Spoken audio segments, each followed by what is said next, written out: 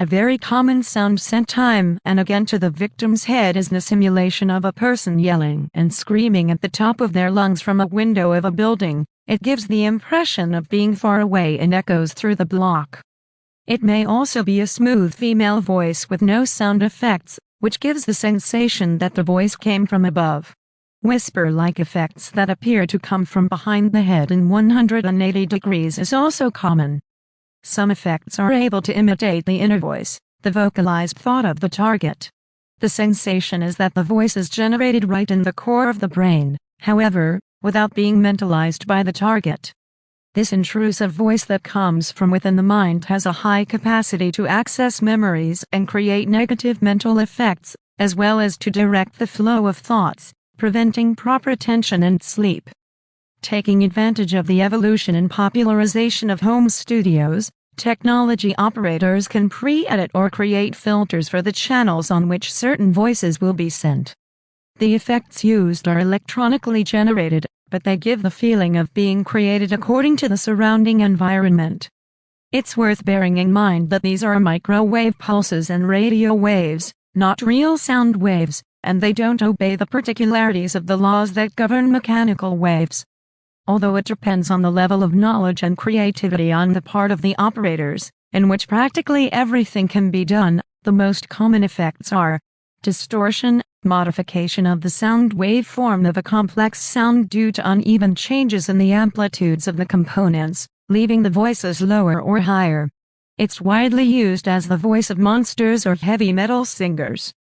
Resonance. A body can vibrate when it receives elastic vibrations from its surroundings, so that any structure in a building, like a wall, can oscillate. Echo. It's the phenomenon by which the reflected sound causes another auditory sensation.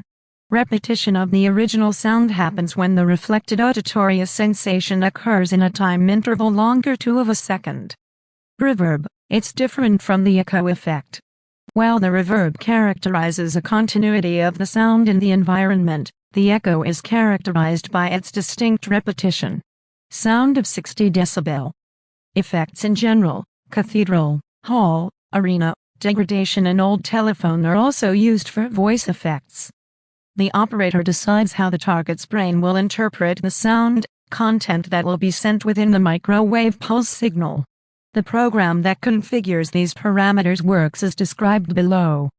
The first channel of a given voice will be configured so that the brain interprets it as sound coming from the back of the receiver. Therefore, the target has the sensation that someone is on their back giving high-pitched screams as if they are coming from the apartments in the neighborhood. Second channel, front position. Third channel, side position and so on.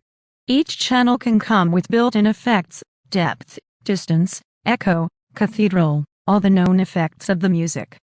Creation and production studios. Technology operators generally begin their attacks on an ongoing basis using these emulated properties of the brain's ability to interpret microwave voice with these characteristics. They adjust the system in order to create an auditory illusion in the target's brain identical to having neighbors screaming in the neighboring apartments.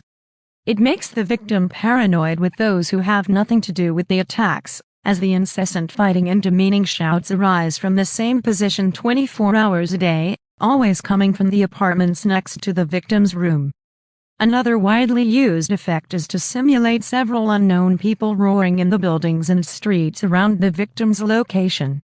It gives the impression of a mob storming the building or a gang rioting and about to invade, usually at the crack of dawn in such a high, powerful and terrifying way that if it weren't an effect generated by the microwave voice and demodulated only in the target's brain, it'd attract the attention of the whole community. This isn't in fact the case in recurring situations like this worldwide. The scream attack is used regularly, as it's known that noticeable fluctuations in the volume of the human voice, at a given intensity and in the frequencies between 40 and 130 Hz, automatically provoke instinctive reactions when processed. These reactions electrically conduct the brain to synchronized patterns in areas linked to pain and repulsion, making it virtually impossible to ignore them. A great confusion occurs in the victim's head. It's practically impossible to distinguish between real screams and those generated via intracranial voice, microwave voice. In fact, those usual sounds of the city, people talking or playing football on a distant court, children playing, cars passing by, horns, motorcycles and animals, for instance, can merge with the microwave sound, driving the target crazy in a matter of days. This type of attack, in which the targeted individual hears voices and screams in their own home, all day and all night, is part of a complex torture protocol with well-defined purposes and objectives, as we are going to discuss in detail in Chapter 2.7. Program Interface. The program interface that configures the microwave voice has a field to choose which operator will be associated with a channel. In this channel, the horizontal-vertical position will be selected, along with the angle at which this voice will be interpreted by the target's brain. An effect from a list full of them will also be selected, as well as the sharpness. And this without taking into account the natural sound properties of the person's location that will be added to the voice when demodulated by the brain. If the victim is walking through a garage, for example, all the sound that reaches their ears is naturally perceived with an echo. The microwave voice will also be interpreted as if it were a genuine sound wave, as it has the interpretive characteristic identical to the environment. In this way, the voices will be interpreted with the same echo as the normal sounds of the environment captured. Operators decide through these configurations how the target's brain will interpret the sound that will be sent within the microwave signal. They're equipped with a microphone of any kind and are connected to one of the several available channels, ready to rage. As soon as they utter the sounds, words and howls will pass through the system and acquire the properties previously configured and will be transmitted to the victim's mind thousands of miles away. Each operator will connect to a different channel. Several voices will reach the target's mind thousands of miles away. Each operator will connect to a different channel. Several voices will reach the target's mind simultaneously, each one of them assuming different characteristics and effects.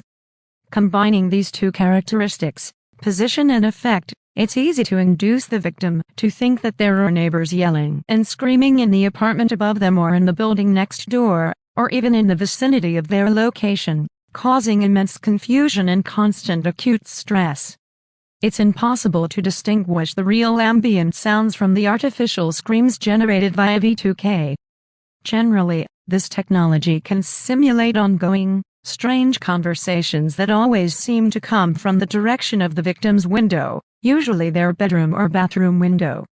The electromagnetic wave that constantly strikes the target and mixes these channels sends this information to be interpreted by the target's brain in a format similar to 3D sound from movies and video games, but much more intense.